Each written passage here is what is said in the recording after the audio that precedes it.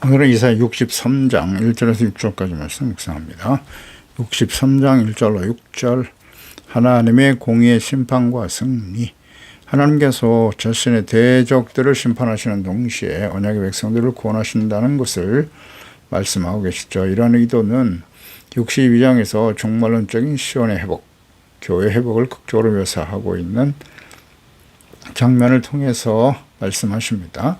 반면에 본장 63장은 에돔에 임할 하나님의 심판을 예언하심으로써 하나님을 대적하는 원수들을 반드시 심판하시고 멸망하게 될 것이다 라는 사실을 말씀하고 있습니다. 이런 내용을 담고 있는 63장 에돔에 대한 심판의 구체성에 대해서 말씀하시죠. 에돔의 수도 보스라에서 피로 붉게 물든 옷을 입고 걸어오는 사람을 봅니다. 이 환상은 단순한 과거의 역사적 전투가 아니라 장차 그리스도께서 재림하실 때 행하실 최후의 심판을 예표하는 것이라 하겠습니다. 하나님의 백성들에게 있어서 구원은 필연적으로 그들을 압제하던 원수들에 대한 심판을 동반하게 되는 것이죠. 십자가에서 피 흘려 죽으신 예수 그리스도를 통해서 구원을 완성하실 그리스도께서 다시 오실 때에는 대적들의 피를 밟아 그것을 붉게 물들이는 심판주로 서신다는 하나님의 뜻, 예언의 말씀이 본문의 핵심이라 하겠습니다. 1절에 에돔에서 오는 이 누구며 붉은 옷을 입고 보스라에서 오는 이 누구냐? 그의 화려한 의복 큰 능력으로 걷는 이가 누구냐? 그는 나인이 공의를 말하는 이요 구원의 능력을 가진 이니라. 그러니까 에돔에서 붉은 옷을 입고 보스라에서 오는 이가 누구냐? 에돔, 보스라, 유다와 근접해 있는 까닭에 유다와 끊임없는 적대감을 가졌던 국가. 에돔의 에서, 야곱의 쌍둥이 형인 에서의 후손들이죠. 이들은 끊임없이 유다를 대적하고 있었습니다. 끊임없는 유다의 대적. 이사야 34장 6절에 보면 여호와의 칼이 피 곧 어린 양과 염소의 피에 만족하고 기름과 순양의 콩팥기름으로 윤택하니 이는 여호와를 위한 희생이 보스라에 있고 큰 살육이 에돔 땅에 있었다. 그러니까 에돔은 하나님을 대적하는 적그리스도의 세력과 세상 나라들을 총칭하는 것이라 하겠습니다. 붉은 옷을 입고 원래 자줏빛으로 염색한 옷 혹은 피가 그 옷자락에 튀어 피색으로 물든 용사의 망토를 가리킬 때 사용하기도 하는 말인데요. 이는 전쟁에서 승리를 쟁취하고 귀환하는 큰 용사 이렇게 볼 수 있겠죠. 피 묻은 붉은 옷 그리스도의 십자가에서의 대속을 예표하는 것이라 보겠습니다. 계시록 19장 11절 이하에 보면 또 내가 하늘이 열린 것을 보니 보라 백마와 그것을 탄 자가 있으니 그 이름은 충신과 진실이라. 그가 공의로 심판하며 싸우더라. 그 눈은 불꽃 같고 그 머리에는 많은 관들이 있고 또 이름 쓴 것 하나가 있으니 자기밖에 아는 자가 없고 또 그가 피 뿌린 옷을 입었는데 그 이름은 하나님의 말씀이라 칭하더라. 하늘에 있는 군대들이 희고 깨끗한 세마포 옷을 입고 백마를 타고 그를 따르더라. 그리스도의 그가 피 뿌린 옷을 입었다 이렇게 말씀하고 있죠. 장차 재림하실 그리스도, 십자가에서 피를 뿌리신 그리스도의 모습이에요.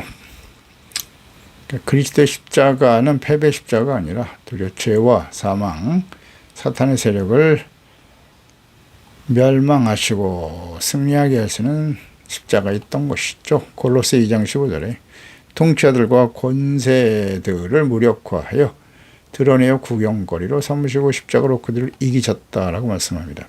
그러니까 예수님은 초림 때 죄인들을 위해 자신의 피를 흘리셨으나 재림 때에는 끝까지 회개하지 않은 자들의 피를 밟으신다, 심판하신다는 뜻이겠죠. 2절에 어찌하여 내 의복이 붉으며 내 옷이 포도즙을 밟는 자 같으냐? 어찌하여 의복이 붉으냐? 옷을 붉게 물들인 피는 예수님 자신의 피가 아니라 짓밟힌 대적들의 피를 의미하는 것이겠죠. 이스라엘에서 포도를 틀에 넣고 발로 밟아 즙을 낼 때 붉은 즙이 옷에 튀어 붉게 물드는 것은 흔한 모습입니다.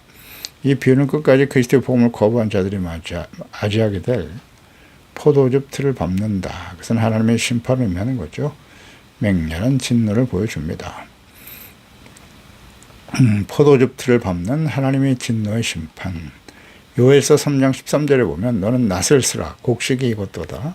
와서 밟을지어다. 포도주 틀이 가득히 차고 포도주 독이 넘치니 그들의 악이 큼이다 라고 말씀하셨고요.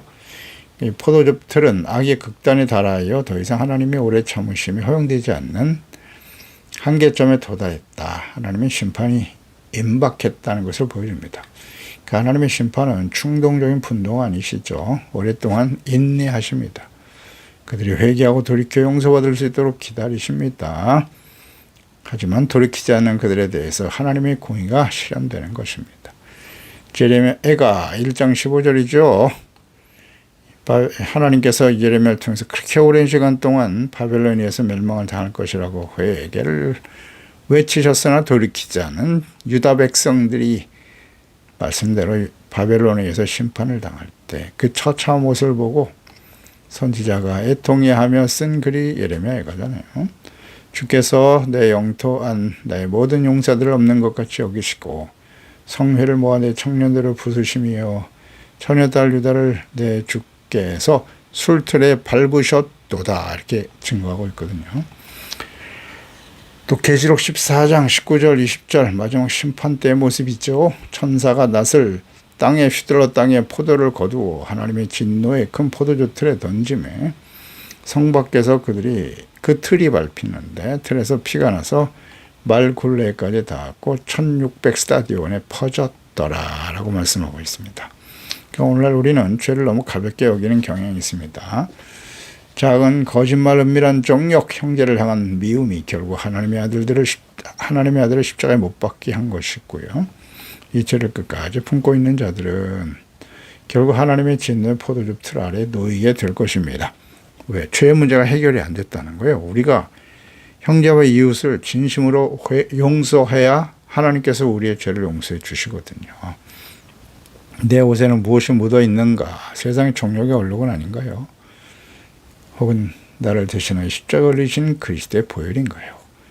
두려운 심판의 날을 생각하면서 나를 향한 진노를 스스로 감당하신 십자가의 은혜 앞에서 말씀 앞에 철저히 자신의 모습을 깨닫고 회개하고 돌이키는 이 기회를 놓치지 말아야 할 것입니다. 3절의 만민 가운데 나와 함께한 자가 없이 내가 홀로 포도즙 틀을 밟았는데 내가 노함으로 말미암아 무리를 밟았고 분함으로 말미암아 짓밟았으므로 그들의 선혈이 내 옷에 튀어 내 의복을 다 더럽혔습니다.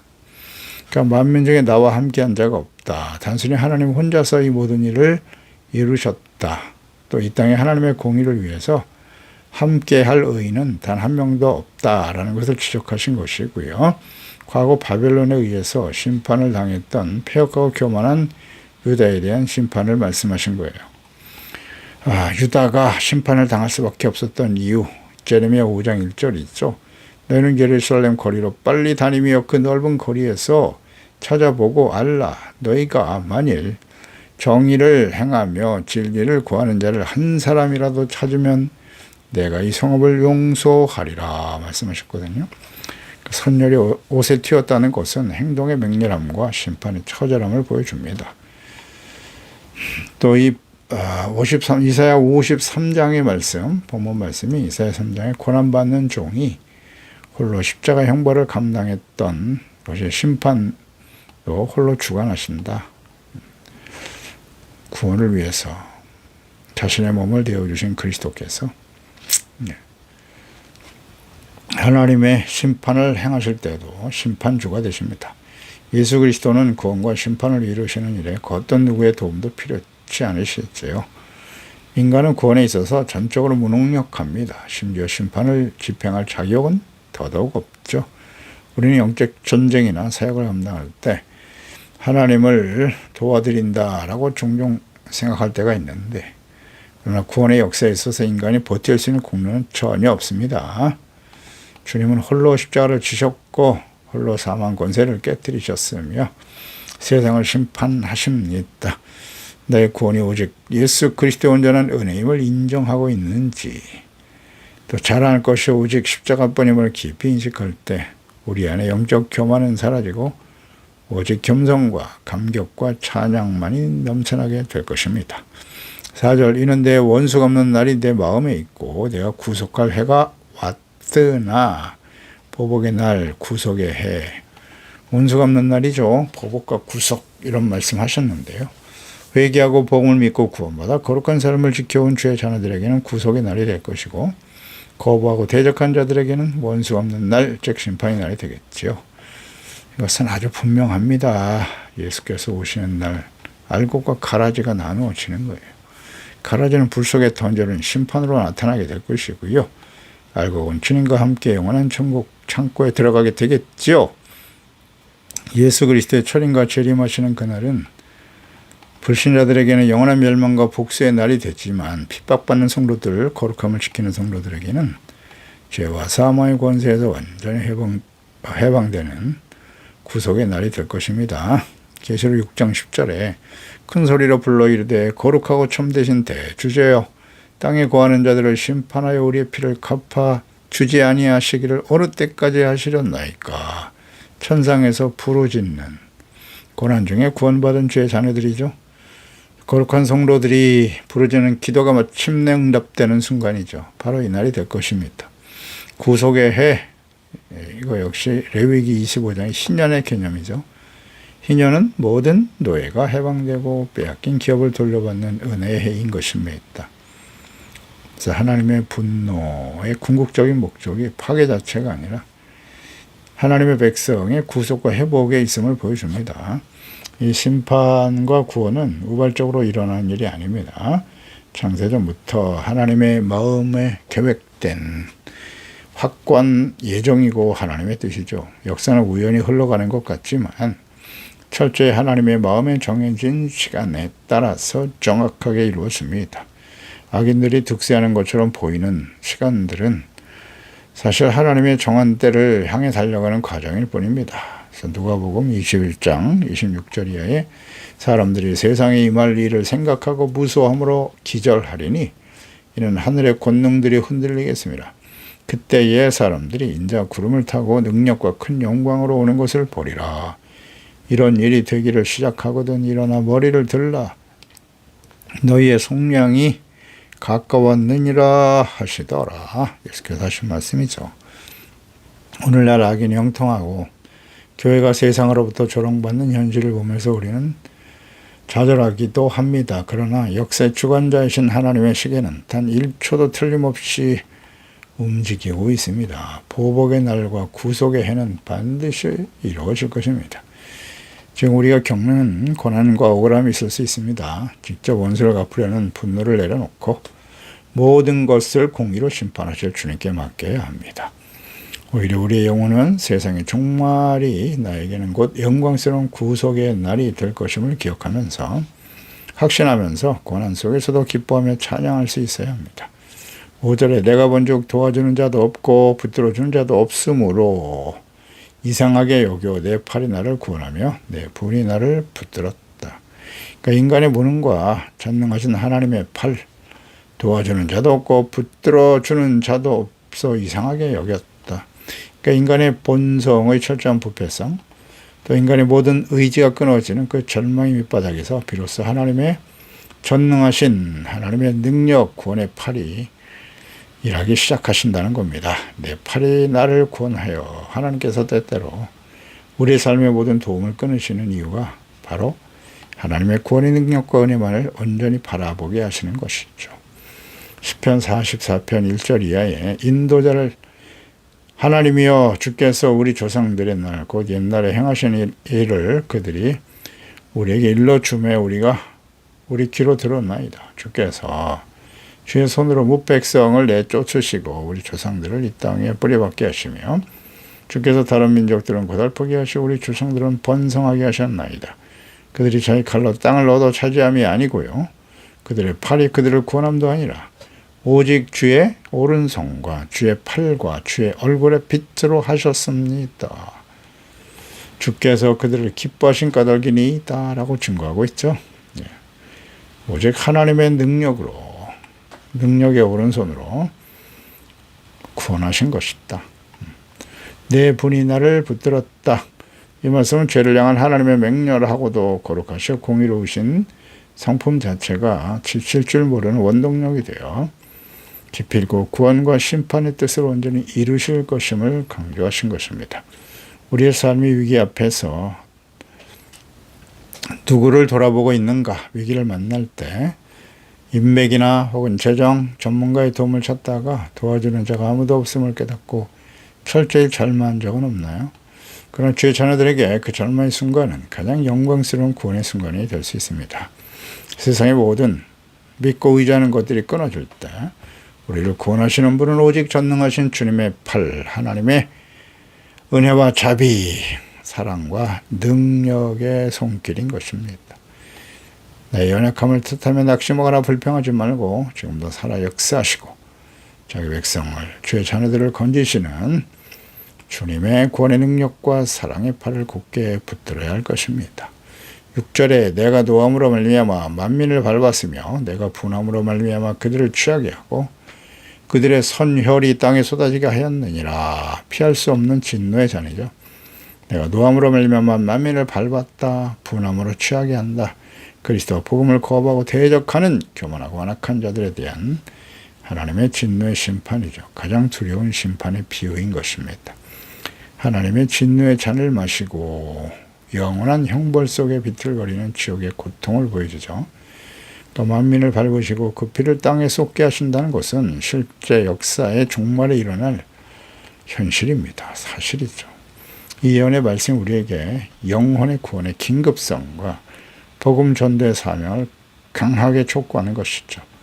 다가올 진노를 안다면 우리는 침묵할 수가 없는 것입니다. 교만하고 대적하는 자들의 피가 땅에 쏟아졌다라는 말씀이 창세기 4장의 아벨의 피를 연상시키는데요. 억울하게 죽어 땅에 울부짖었던 의인들의 피에 대한 궁극적인 하나님의 응답으로 나타날 것이다. 마태복음 23장 35절이죠. 그러므로 의인 아벨의 피로부터 성전 제단 사이에서 너희가 죽인 바라기의 아들 사갈의 피까지 땅 위에서 흘린 의로운 피가 다 너희에게 돌아가리라 말씀하십니다. 악인은 스스로의 교만과 권력에 취해 있었으나 이제는 하나님이 진노에 취해서 파멸에 이르게 될 것이다 라는 말씀이고요. 과거 바벨론에 의해서 멸망당한 유다의 모습, 제레미야 25장 15절 이하죠. 이스라엘의 하나님 여호와께서 이같이 내게 이르시되 너는 내 손에서 이 진노의 술잔을 받아가지고 내가 너를 보내는 바 그 모든 나라로 하여금 마시게 하라. 그들이 마시고 비틀거리며 미친 듯이 행동하리니 이는 내가 그들 중에 칼을 보냈기 때문이니라 하시니라. 그렇습니다. 바벨론에 의해서 멸망당한 유다, 하나님이 보내신 심판의 도구죠. 또 재림과 마지막 심판 때에 계시록 16장 19절에 큰 성이 세 갈래로 갈라지고 만국 백성들도 무너지니 큰 성 바벨론이 하나님 앞에 기억하신 바 되어 그의 맹렬한 진노의 포도잔을 받게 된다. 네, 성 바벨론, 하나님의 대적하고 교만한 자들이죠. 하나님의 공의는 결국 추상적인 개념이 아닙니다. 역사 속에 반드시 실제적인 하나님의 공의의 심판으로 나타나게 될 것임을 예언하신 말씀입니다.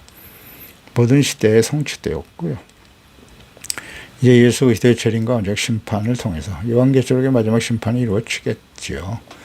인간의 교만은 하늘을 찌르듯 높았지만 결국 그 선혈, 그 피가 땅에 쏟아지는 비참한 결말을 맞이하게 될 것입니다. 이것이 창조주 하나님을 거역한 피조물 인간들의 필연적인 결말입니다. 오직 이 진노의 잔을 십자가에서 대신 저주를 받으시고 죽어주신 그리스도 안에 머무는 것만이 유일한 생명의 길인 것입니다. 그리스도 밖에서 세상을 사랑하고 살아가는 인생의 결말은 진노의 잔을 마시고 비틀거리는 파멸뿐입니다. 심판의 날 하나님을 대적했던 모든 세상의 권력과 재물과 교만은 결국 짓밟혀 멸망의 길을 가게 될 것입니다. 우리는 과연 두려운 심판의 진리 예언의 말씀을 세상에 전파하고 있나요? 나의 가족 또 우리의 이웃이 이 포도잎틀의 심판 아래로 걸어가고 있는데 침묵하는 것은 그게 진짜 사랑일까요? 예수께서 겟세마네 동산에서 땀방울이 핏방울이 되도록 기도하시며 대신 마셔주신 그 진노의 잔에 은혜를 깊이 묵상해야 합니다. 그리고 다가올 심판을 경고하며 생명의 복음을 전하는 십자가의 증인으로 살아가기를 날마다 결단하고 실천해야 할 것입니다. 기도하겠습니다. 하나님 아버지, 오늘도 주의 말씀을 묵상합니다. 하나님께서 주의 자녀와 백성들에게 끊임없이 경고하시죠. 회개하고 돌이켜 용서받고 하나님이 다스리시는 하나님의 나라의 거룩한 백성으로 살아갈 것을 외치고 계십니다. 하나님은 공의 하나님이세요. 사랑의 하나님이실 뿐만 아니라 때가 되면 회개하고 돌이키지 않는 자들에게 공의를 나타내십니다. 그래서 하나님을 대적했던 세력들, 교만한 자들 하나님의 공의로 다스려 주시고 어떻게 심판하실 것인가 예언하셨고 역사 속에 성취되었다는 사실을 우리는 자세히 알고 있습니다. 그들과 동조하여 악을 행하며 돌이키지 못한 하나님의 백성들의 그 완악하고 어리석음을 우리는 말씀을 통해서 역사를 통해서 확인하게 됩니다. 주여, 그리스도를 보내신 것은 심판하려 하심이 아니라 구원하심이 아니겠사옵나이까. 그러나 예수님의 재림은 알곡과 가라지를 구분하여 알곡은 구원받고 가라지는 영원한 심판의 불 속에 던지기 위해서 오시는 것 아니겠사옵나이까. 그러므로 우리 깨어있는 저희들이 교만하지 말고 겸손한 자세로 두렵고 떨림으로 하나님을 경외하며 하나님의 뜻을 아는 저희들은 부르짖어 기도하지 아니할 수 없나이다. 이 말씀을 듣고 있는 우리 소중한 지체와 가족들, 자녀들만큼이라도 저들이 진심으로 회개하고 불의하고 악한 세대를 본받지 않게 하시고 흠이 없고 점이 없이 거룩함을 지켜 영광스러운 모습으로 주님을 맞이할 수 있게 도와주세요. 예수님의 이름으로 기도드리옵나이다. 아멘.